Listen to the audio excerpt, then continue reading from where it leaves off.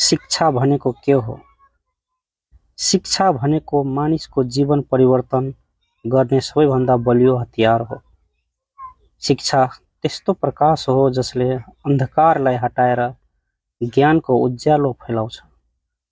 शिक्षाले मानिसलाई राम्रो सोच, व्यवहार, सदाचार र विवेकको बाटोमा अघि बढाउँछ। शिक्षा केवल किताब पढ्नु वा परीक्षा पास गर्नु मात्र होइन, यो त जीवनलाई बुझ्ने, समाजसँग मिलेर बस्ने र आफ्नो दायित्व पूरा गर्ने कला हो। शिक्षित व्यक्ति समाजको लागि प्रेरणाको स्रोत हुन्छ। उसले सही निर्णय गर्न सक्छ, अरूको सेवा गर्न सक्छ र देशलाई विकासको बाटोमा लैजान सक्छ। शिक्षा बिना मानिस अपुरो हुन्छ। गरिब, दलित, महिला सबैले शिक्षा प्राप्त गर्न पाउनुपर्छ, किनभने शिक्षा नै समानताको जग हो। जब सबै नागरिक शिक्षित हुन्छ, तब मात्र देश साँचो अर्थमा समृद्ध र सभ्य बन्छ।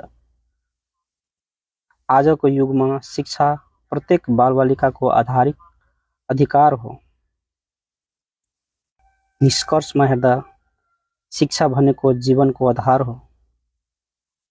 शिक्षाले नै मानिसलाई अन्धकारबाट उज्यालोतिर, अज्ञानबाट ज्ञानतिर र गरिबबाट सम्पन्नतिर पुर्याउँछ।